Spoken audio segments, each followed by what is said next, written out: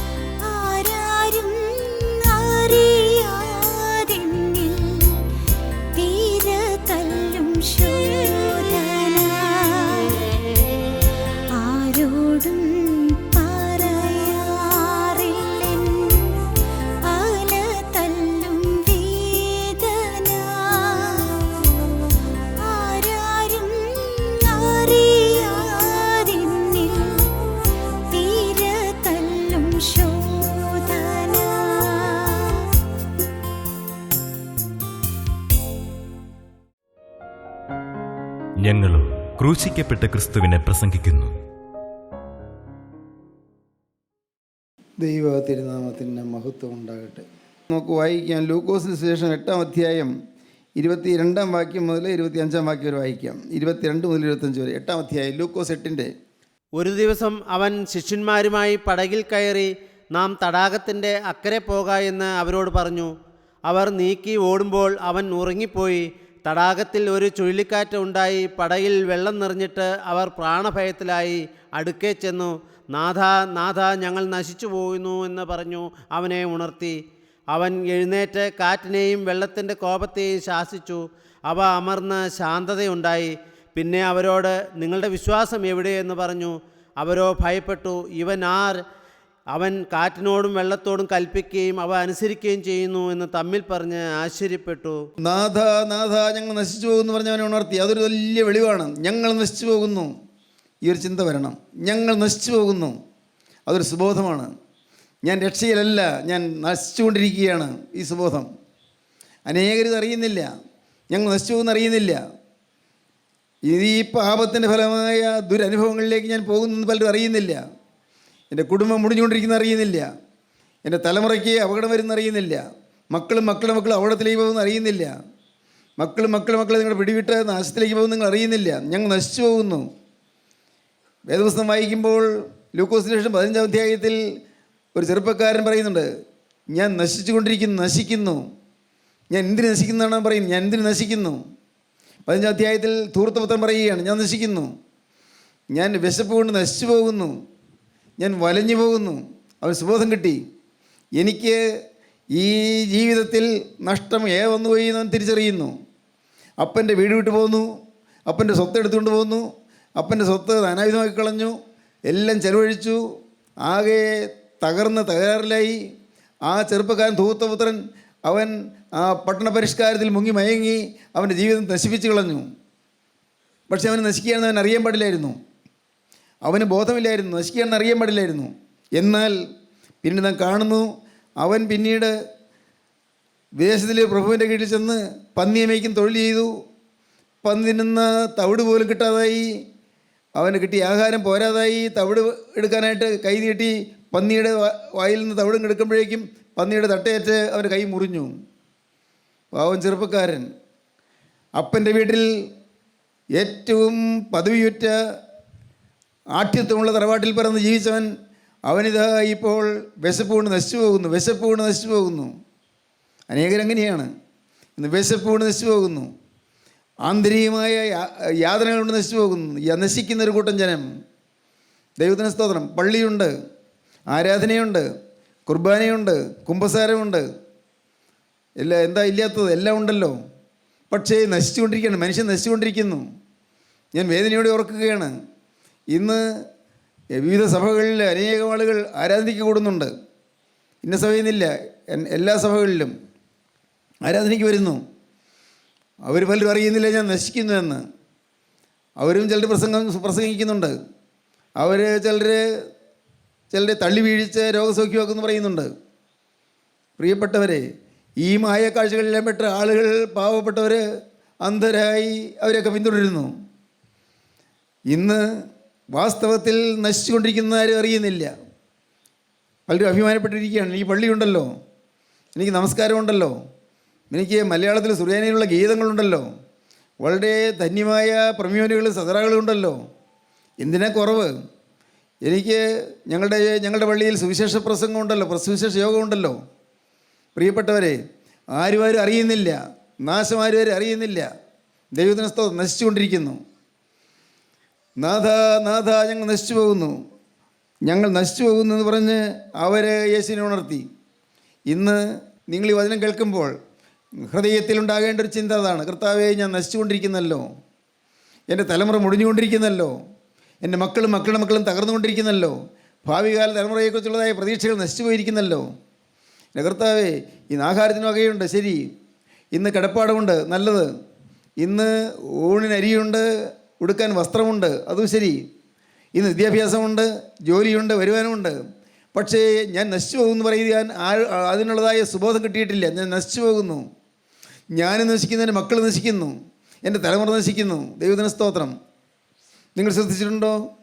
ഒരു തലമുറക്കാലം വളരെ ആഭിജാത്യമുള്ള തലമുറകൾ, നല്ല ഉയർന്ന നിലവാരമുള്ള തലമുറകൾ, അത് നല്ല സാമ്പത്തിക നിലവാരവും വലിയ പദവിയുമുള്ള ചില തറവാടുകൾ.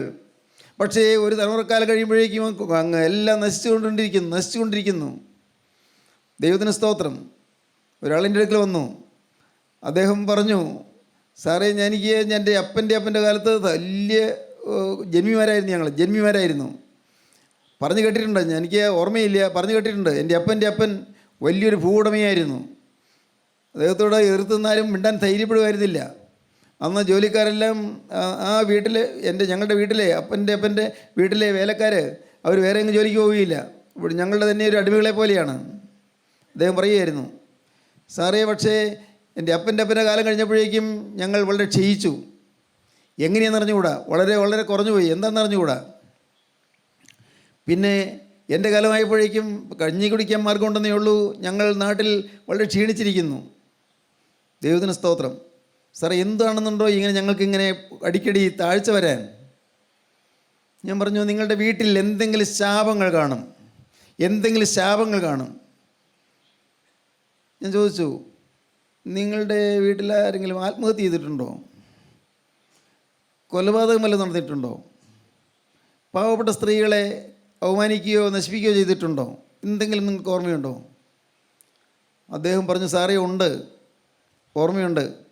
എനിക്കറിയാൻ പാടില്ല, പക്ഷേ എൻ്റെ അപ്പൻ്റെ കാലത്ത് ഒരു സംഭവം നടന്നു. ഞങ്ങൾക്ക് പറമ്പിൽ ഒരുപിടി വാഴയുണ്ടായിരുന്നു. വാഴ തോപ്പിനകത്ത് പടുതുകൊണ്ടിരുന്ന ഒരു വേലക്കാരൻ, ചെറുപ്പക്കാരനാണ്. അവൻ എന്തോ ധിക്കാരം പറഞ്ഞു. എൻ്റെ ഗ്രാൻഡ് ഫാദർ അവനെ ഒരടി കൊടുത്തു. അത് വേണ്ടത്തരത്ത് ചെന്ന് കൊണ്ടത്. അവൻ തല കറങ്ങി വീണു. സാറേ, അവൻ മരിച്ചുപോയി. മരിക്കണമെന്ന് വിചാരിച്ചടിച്ചതൊന്നുമല്ല. പക്ഷേ അവനെ അവിടെ ആ വാഴത്തോപ്പിൽ തന്നെ കുഴിച്ചിട്ടു. അന്ന് ഒരു കേസൊന്നും ഉണ്ടായില്ല. ആരും എൻ്റെ അപ്പനെതിരായിട്ട് പറയാനുള്ള ആളുകളുണ്ടായിരുന്നില്ല. അങ്ങനെ ഒരു നാട്ടിലൊരു പ്രമാണിയായിരുന്നു. ഞാൻ പറഞ്ഞു, അത് മതിയല്ലോ, നിസ്സാരമല്ലല്ലോ, ഒരു കൊലപാതകം നടന്നില്ലേ? നിങ്ങളുടെ വീട്ടിൽ കൊലപാതകം നടന്നില്ലേ? നിങ്ങളുടെ കുടുംബത്തിൽ തലമുറയിൽ കൊലപാതകം നടന്നില്ലേ? അതാണ് ക്ഷയിക്കാൻ കാരണം. അത് ശാപമാണ്. പിന്നെ ഞാൻ പറഞ്ഞു, അത് ദൈവത്തിൻ്റെ ആത്മാവ് തന്നതാണത്. പറഞ്ഞു, നിങ്ങളുടെ വീട്ടിൽ ആരെങ്കിലും കൊലപാതകം ചെയ്യപ്പെട്ടിട്ടുണ്ടോ? നിങ്ങളുടെ ആരെങ്കിലും ഉണ്ടോ? സാറേ, ഉണ്ട്. എൻ്റെ അനുജൻ ആരോ അവനെ കൊന്നു. എന്തോ വാക്കുകൾക്കുണ്ടായി കൊന്നു. ഞങ്ങൾ അന്വേഷിച്ചു, എവിടെ കാര്യം പിടി കിട്ടിയില്ല. പക്ഷേ ഞങ്ങൾക്ക് സംശയമുണ്ട്. ആറിലേക്ക് വലിച്ചുകൊണ്ടുപോയി പാട് കാണാനുണ്ടായിരുന്നു. അപ്പോൾ ഡെഡ് ബോഡി ആറ്റിൽ കൊണ്ടുപോയി തള്ളി. കേസൊക്കെ നടന്നു. ഒന്നും കാര്യമൊന്നും നടന്നില്ല. ഞാൻ പറഞ്ഞു, നിങ്ങളുടെ അപ്പൻ്റെ അപ്പൻ ഒരാൾ കൊന്നു, വേറൊരാൾ അന്യനെ കൊന്നു. ശാപങ്ങൾ തുടരുകയാണ്, ശാപങ്ങൾ. ഞാൻ പറഞ്ഞു, സ്നേഹിത, നിങ്ങളുടെ ജീവിതത്തിൽ ശാപം നിങ്ങളുടെ കുടുംബത്തെ പിന്തുടരുന്നു. അതാണ് ക്ഷയത്തിന് കാരണം. ദൈവത്തിന് സ്തോത്രം. ദൈവത്തിന് വലിയ നാമം മഹത്വപ്പെടട്ടെ. ഭാഗ്യവശാൽ അദ്ദേഹത്തിന് തകർച്ച കിട്ടി, അനുതാപം കിട്ടി. അദ്ദേഹം എങ്ങലിടിച്ചോട്ട് പറഞ്ഞു, സാറേ, ഞാൻ എന്ത് ചെയ്യണം? എൻ്റെ മേലുള്ള ഈ ശാപം മാറാൻ ഞാൻ എന്ത് ചെയ്യണം? എൻ്റെ മക്കളുടെ മേലേക്ക് വരാതിരിക്കാൻ ഞാൻ എന്ത് ചെയ്യണം? ഞാൻ പറഞ്ഞു, പേടിക്കണ്ട, നിരാശപ്പെടണ്ട. നിങ്ങളുടെ മേലുള്ള ശാപമെല്ലാം മാറ്റാൻ യേശു ക്രിസ്തു ജീവിക്കുന്നുണ്ട്. നിങ്ങൾ പള്ളിയിൽ പോയി എന്നുള്ളതൊന്നും ശാപം മാറില്ല. നിങ്ങൾ തീർത്ഥയാത്ര ചെയ്താലും ശാപം മാറുകയില്ല. നിങ്ങൾ പെരുന്നാളേറ്റ് കഴിച്ചാലും ശാപം മാറുകയില്ല. നിങ്ങൾ പല 3-4 പോത്തുകളെ വെട്ടി പെരുന്നാളിന് സദ്യ നടത്തിയാലും ശാപം മാറുകയില്ല. പള്ളിക്ക് സ്ലീവ കൊടുത്താലും ശാപം മാറുകയില്ല. നിങ്ങൾ മധ്യസ്ഥ പ്രാർത്ഥന ചൊല്ലിച്ചാലും ശാപം മാറുകയില്ല. അദ്ദേഹം വിനീതനായിരിക്കുകയായിരുന്നു. ഞാൻ പറഞ്ഞു, ഒരു കാര്യം, നിങ്ങളുടെ ഹൃദയത്തിലേക്ക് യേശു വരണം. സാറേ, ഞാൻ പ്രാർത്ഥിക്കുന്നുണ്ടല്ലോ, നമസ്കാരം ചൊല്ലുന്നുണ്ടല്ലോ, ഞാൻ കൃത്യമായിട്ട് നോമ്പൊക്കെ നോക്കുന്നുണ്ടല്ലോ. ഞാൻ പറഞ്ഞു, സ്നേഹിത, നിങ്ങൾ മനസ്സിലാക്കൂ, നിങ്ങൾ പ്രാർത്ഥിക്കുന്നുണ്ട്, നമസ്കാരം ചൊല്ലുന്നുണ്ട്, എല്ലാം ഒരു പതിവ് പോലെ നടക്കുന്നു. നിങ്ങളുടെ ഉള്ളിൽ യേശു ഇല്ല. യേശു നിങ്ങളുടെ ഹൃദയത്തിലില്ല. യേശു ക്രിസ്തു ഹൃദയത്തിൽ വരണം. ഇന്ന് യേശു വെളിയിലാണ്. യേശു വാതിൽക്കൽ മുട്ടിക്കൊണ്ട് നിൽക്കുകയാണ്. ദൈവത്തിന് സ്തോത്രം. പറഞ്ഞുകൊണ്ടിരുന്നപ്പോൾ ആ മനുഷ്യൻ കരയാൻ തുടങ്ങി. ഞാൻ എന്താണ് ചെയ്യേണ്ടത് ചോദിച്ചു. ഞാൻ പറഞ്ഞു, ഒറ്റയ്ക്കൊരു കാര്യം, തകർന്നു നുറിയുന്ന ഹൃദയത്തെ ദൈവം നിരസിക്കുകയില്ല. തകർന്ന് കരഞ്ഞുകൊള്ളുക, അനുദപിച്ച് കരഞ്ഞുകൊള്ളുക. സ്തോത്രം. അനുതാപത്തോടെ കരഞ്ഞുകൊള്ളുക. ശാപം മുഴുവൻ മാറുന്നവരെയും കരഞ്ഞുകൊള്ളുക. കാരണം യേശു ക്രിസ്തു ശാപം മുഴുവൻ ഏറ്റെടുത്തവനാണ്. ശാപം ഏറ്റെടുത്ത ക്രിസ്തുവിനെ സ്വീകരിച്ചു കൊള്ളുക. ദൈവത്തിന് സ്തോത്രം. സ്നേഹിതരെ, നിങ്ങളുടെ ഇടയിൽ വീട്ടിൽ ശാപങ്ങളുണ്ടോ? ഉണ്ട് എന്ന് ഞാൻ പറയുമ്പോൾ നിങ്ങൾക്ക് എന്നോട് വിഷമം തോന്നരുത്. നിങ്ങളുടെ പലരുടെയും ജീവിതത്തിൽ ശാപമുണ്ടെന്ന് പറയുമ്പോൾ നിങ്ങൾക്ക് നീരസം തോന്നരുത്. സത്യം, കരുണയുള്ള കർത്താവ് നിങ്ങളെ ഈ കാര്യം ഓർമ്മപ്പെടുത്താൻ ആഗ്രഹിക്കുന്നു. നിങ്ങളുടെ പേരിലും ചില ശാപങ്ങളുണ്ട്. ആത്മഹത്യകൾ നടന്നിട്ടുണ്ട്, സ്ത്രീ പീഡനങ്ങൾ നടന്നിട്ടുണ്ട്, പാവപ്പെട്ട തൊഴിലാളി സ്ത്രീയെ അവമാനിച്ചിട്ടുണ്ട്, നശിപ്പിച്ചിട്ടുണ്ട്. ദൈവത്തിന് സ്തോത്രം. ഗർഭചിത്രങ്ങൾ നടത്തിയിട്ടുണ്ട്. ചിന്തിച്ചു നോക്കൂ. മാതാപിതാക്കളെ ഉപദ്രവിച്ചിട്ടുണ്ട്, അടിച്ചിട്ടുണ്ട്, അവരെ വേദനിപ്പിച്ചിട്ടുണ്ട്, തള്ളി താഴെ ഇട്ടിട്ടുണ്ട്. ഇല്ലേ, പ്രായമായ അമ്മയെ തള്ളി താഴെ ഇട്ടിട്ടുണ്ട്. ചിന്തിച്ചു നോക്കൂ. എല്ലാം ശാപങ്ങളാണ്. ഇതെല്ലാം പിറകെ വരികയാണ്. എൻ്റെ ദൈവത്തിന് സ്തോത്രം. ഞാൻ സമാധാനത്തോടെ പറയട്ടെ, നിങ്ങൾ ഈ വാക്കുകളെ കേൾക്കുമ്പോൾ കർത്താവ് നിങ്ങൾക്ക് തരുന്നൊരു വാഗ്ദത്തമുണ്ട്. അത് വെളിപ്പാട് 22 അധ്യായം 3 വാക്യമാണ്. കർത്താവ് നിങ്ങൾക്കൊരു വാഗ്ദത്തം തരികയാണ്. വെളിപ്പാട് പുസ്തകം 22 അധ്യായം 3 വാക്യം. യാതൊരു ശാപവും ഇനി ഉണ്ടാകുകയില്ല. യാതൊരു ശാപവും ഇനി ഉണ്ടാകുകയില്ല. ശാപമെല്ലാം മാറും. യാതൊരു ശാപവും ഇനി ഉണ്ടാകുകയില്ല. ശാപം മാറ്റാമെന്നാണ് പറയുന്നത്. എങ്ങനെ മാറ്റും? ഗലാത്യർ 3 അധ്യായം 13 വാക്യം. മരത്തിന്മേൽ തൂങ്ങുന്നവനെല്ലാം ശപിക്കപ്പെട്ടവൻ എന്ന് എഴുതിയിരിക്കുന്നത് പോലെ ക്രിസ്തു നമുക്ക് വേണ്ടി ശാപമായി തീർന്നു. ക്രിസ്തു നമുക്ക് വേണ്ടി ശാപമായി തീർന്നു. ന്യായപ്രമാണത്തിന്റെ ശാപത്തിൽ നിന്ന് നമ്മെ വിലയ്ക്ക് വാങ്ങി. ന്യായപ്രമാണത്തിന്റെ ശാപത്തിൽ നിന്ന് നമ്മെ വിലയ്ക്ക് വാങ്ങി. സ്തോത്രം. ന്യായപ്രമാണത്തിന്റെ ശാപം കൽപ്പനകൾ ലംഘിച്ചുപോയി. ദൈവത്തിന് സ്തോത്രം. ഓർത്തു നോക്കൂ. മോഷണം നടത്തിയിട്ടില്ലേ? കവർച്ച നടത്തിയിട്ടില്ലേ? ചിലരെ ഉപദ്രവിച്ചിട്ടില്ലേ? അന്യായം ചെയ്തിട്ടില്ലേ? അക്രമങ്ങൾ ചെയ്തിട്ടില്ലേ? ദൈവത്തിന് സ്തോത്രം. പാവപ്പെട്ടവനെ ഉപദ്രവിച്ചിട്ടില്ലേ? തിരിച്ചൊന്നും ചെയ്യാൻ കഴിയില്ലാത്തവരെ നിങ്ങൾ കഠിനമായി ഉപദ്രവിച്ചിട്ടില്ലേ? ഓർത്ത് നോക്കൂ, ചിന്തിച്ച് നോക്കൂ. ദൈവത്തിന് സ്തോത്രം. എല്ലാം ശാപങ്ങളാണ്. ശാപമെല്ലാം യേശു ഏറ്റെടുത്തു എന്ന് പറയും. യേശു ഏറ്റെടുത്തു. മരത്തിന്മേൽ തൂങ്ങുന്നതിനെല്ലാം ശപിക്കോട്ടെന്ന് എഴുതിയിരിക്കുന്ന പോലെ ക്രിസ്തു നമുക്ക് വേണ്ടി ശാപമായി തീർന്നു. ശാപഗ്രസ്തനെ പോലെ കുരിശിൽ കർത്താവ് മരിച്ചു. എല്ലാ ശാപവും ക്രിസ്തു തൻ്റെ മേൽ ഏറ്റെടുത്തു. ഇത് വിശ്വസിച്ച് നിങ്ങളുടെ ജീവിതത്തിൽ ഇത് അനുഭവമാക്കുന്നത് ക്രിസ്തുവിനെ കൈക്കൊള്ളുന്ന മൂലമാണ്. ഹൃദയത്തിന് പുറത്ത് നിൽക്കുന്ന ക്രിസ്തുവിനെ നിങ്ങൾ ഹൃദയത്തിലേക്ക് ക്ഷണിക്കണം. കർത്താവേ, കടന്നു വരണമേ, എൻ്റെ ജീവിതത്തിലേക്ക് കടന്നു വരണമേ. എൻ്റെ ദൈവമേ, എൻ്റെ ജീവിതത്തിലേക്ക് കടന്നു വന്ന് എൻ്റെ ശാപങ്ങൾ നീക്കണമേ. എൻ്റെ കുടുംബത്തിന്മേലുള്ള ശാപങ്ങൾ നീക്കണമേ. എൻ്റെ മക്കളുടെ മേലുള്ള ശാപങ്ങൾ നീക്കണമേ. ദൈവത്തിന് സ്തോത്രം. ചിന്തിക്കൂ പ്രിയപ്പെട്ടവരെ. വസ്തു അപഹരിച്ചവരില്ലേ? ഭൂമി അപഹരിച്ചവരില്ലേ? ഇല്ലേ? പാടത്തെ കണ്ടങ്ങളിൽ കിളച്ച് അന്യൻ്റെ സ്വന്തമാക്കിയവരില്ലേ?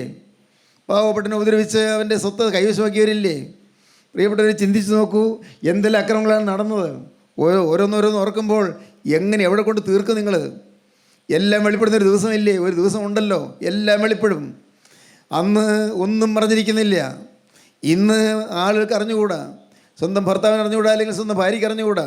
നീ എങ്ങനെയാണ് ജീവിച്ചതെന്ന് ദൈവത്തിനറിയാം. പക്ഷേ നിൻ്റെ ഭാര്യയ്ക്കോ ഭർത്താവിനും അറിഞ്ഞുകൂടാ, അമ്മയ്ക്കോ അപ്പനും അറിഞ്ഞുകൂടാ, മക്കൾക്ക് അറിഞ്ഞുകൂടാ. എല്ലാം കാണുന്നൊരു ദൈവമുണ്ട്. സ്തോത്രം. ഓർക്കൂ, അന്ന് ന്യായവിസ്താര ദിവസത്തിലേക്ക് ചെല്ലുമ്പോൾ എല്ലാം വായിച്ച് കേൾപ്പിക്കും. പുസ്തകങ്ങൾ തുറക്കും. ജീവൻ്റെ പുസ്തകം എന്ന മറ്റൊരു പുസ്തകവും തുറക്കും. ഓർമ്മയുടെ പുസ്തകം തുറക്കും. ഓർമ്മയുടെ പുസ്തകം, സ്മരണയുടെ പുസ്തകം. ആ പുസ്തകത്തിൽ എല്ലാം എഴുതി വച്ചിരിക്കുന്നു, ഓരോരുത്തരുടെ പേരിലും. സ്തോത്രം. ന്യായവിസ്താര ദിവസത്തിൽ ചെല്ലുമ്പോൾ പുസ്തകം തുറക്കും.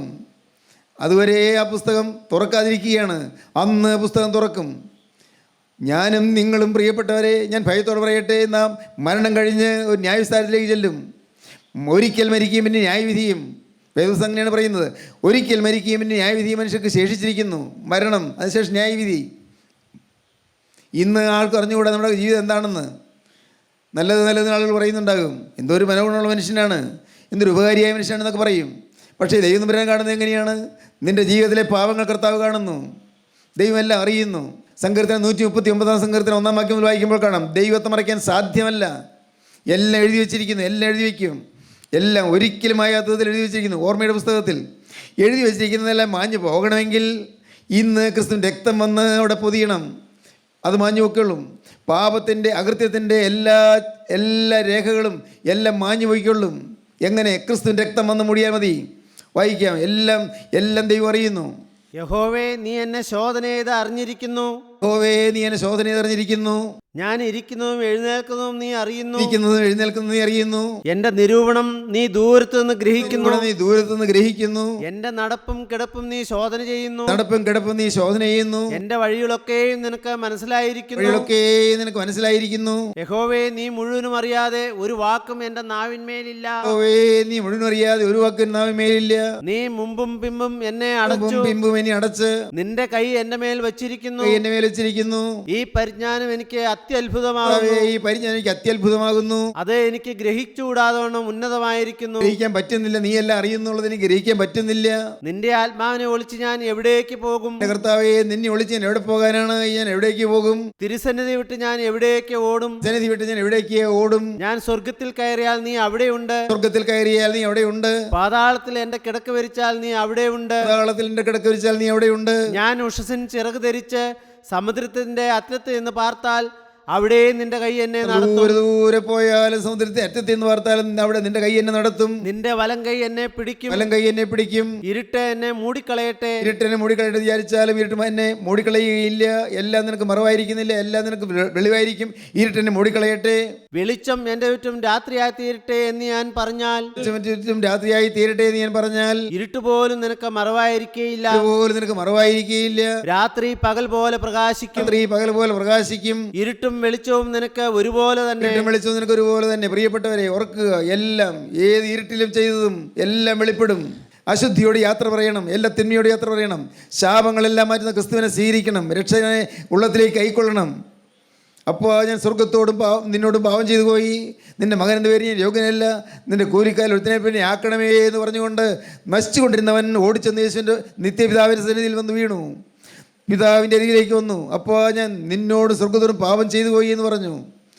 നശിച്ചു പോകുന്ന ബോധ്യമുള്ളവൻ അവൻ ചെന്ന് വീഴുകയാണ്, നിലവിളിക്കുകയാണ്. ഇന്ന് നിങ്ങൾ ദൈവത്തോട് പറയുമോ? നിങ്ങളുടെ അരികത്ത് വന്നിരിക്കുന്ന യേശുവോട് പറയുമോ, കർത്താവേ, ഞാൻ നശിക്കുന്നല്ലോ, എൻ്റെ ഭാവിയിൽ അടഞ്ഞു പോയല്ലോ, എൻ്റെ മക്കൾക്ക് കേടും കെടുതിയുമായല്ലോ, എൻ്റെ കുടുംബത്തിൽ സ്വസ്ഥതയില്ലല്ലോ. കർത്താവേ, നീ എൻ്റെ ഹൃദയത്തിലേക്ക് വരുമോ? എൻ്റെ ഉള്ളത്തിലേക്ക് എഴുന്നള്ളി വരുമോ? കർത്താവേ, ഞാനും പാവിയായ ഒരു മനുഷ്യൻ, എൻ്റെ പാവം പൂക്കുവാൻ നീ കുരിശിൽ മരിച്ച് നിന്നെ വിശ്വസിക്കുന്നു, നിൻ്റെ തിരക്കത്തിൽ ഞാൻ ആശ്രയിക്കുന്നു. കർത്താവേ, മേലിൽ മനസ്സറിഞ്ഞ് ഒരു പാവം വരികയില്ലെന്ന് ഞാൻ നിന്നോട് വാക്ക് പറയുന്നു. കർത്താവേ, മനസ്സറിഞ്ഞ് ഒരു പാവം എൻ്റെ ജീവിതത്തിന് വരികയില്ലെന്ന് ഞാൻ നിന്നോട് ഇപ്പോൾ വാക്ക് പറയുകയാണ്. കർത്താവേ, സാത്താനെ ഞാൻ ഉപേക്ഷിക്കുന്നു, വിശുദ്ധമ്പുരാനെ ഞാൻ സ്വീകരിക്കുന്നു. യേശുവേ, ഇപ്പോൾ നീ എൻ്റെ ഹൃദയത്തിലേക്ക് ഒന്ന് എഴുന്നള്ളി വരണമേ. ദൈവത്തിന് സ്തോത്രം. കർത്താവേ, കഴിഞ്ഞ കാലങ്ങൾ ഓർക്കല്ലേ, തെറ്റുകളൊന്നും ഓർക്കല്ലേ, എൻ്റെ പാവങ്ങൾ കണക്കിടല്ലേ, എൻ്റെ അകൃത്യങ്ങൾക്ക് പരിഗണിക്കല്ലേ. കർത്താവേ, എൻ്റെ പാവങ്ങളൊന്നും ഓർക്കല്ലേ, അകൃത്യങ്ങൾ ഓർക്കല്ലേ. എൻ്റെ പാവങ്ങൾ ക്ഷമിക്കണമേ, അകൃത്യം ക്ഷമിക്കണമേ, പാവം പോക്കണമേ, എന്നെ വിശുദ്ധീകരിക്കണമേ, എൻ്റെ കോളിളക്കങ്ങൾ മാറ്റണമേ, അസ്വസ്ഥതകൾ മാറ്റണമേ, സമാധാനം പകരണമേ, പരിശുദ്ധി എൻ്റെ ജീവിതത്തിലേക്ക് പകർന്നു തരണമേ, എല്ലാ അശുദ്ധിയും നീക്കണമേ, എല്ലാ ശാപദോഷങ്ങളും മാറ്റണമേ, എൻ്റെ ഹൃദയത്തിലേക്ക് വരണമേ. പ്രാർത്ഥിക്കൂ. നിങ്ങൾ ഇപ്പോൾ തന്നെ നിങ്ങളുടെ ഹൃദയം ക്രിസ്തുവിന് തുറന്നു കൊടുത്തുകൊണ്ട് പറയൂ, യേശു ക്രിസ്തു നിങ്ങളുടെ ഹൃദയവാതിൽക്കൽ നിന്ന് മുട്ടുകയാണ്. അവൻ വാതിൽക്കൽ മുട്ടിക്കൊണ്ട് അകത്ത് വരാൻ ആഗ്രഹിച്ച് നിൽക്കുകയാണ്. യേശുവെ, നിങ്ങൾ അകത്തേക്ക് ക്ഷണിക്കൂ, വാതിൽ തുറന്നു കൊടുക്കൂ. യേശുവേ, വരണമേ, യേശുവേ, ഹൃദയത്തിലേക്ക് എഴുന്നള്ളി വരണമേ. പ്രാർത്ഥിക്കൂ. നിങ്ങൾ ഇപ്പോൾ തന്നെ യേശുവിനോട് പറയൂ, യേശുവേ, നീ എന്നെ കടന്നു പോകല്ലേ, ഇപ്പോൾ തന്നെ എൻ്റെ ഹൃദയത്തിലേക്ക് വരണമേ.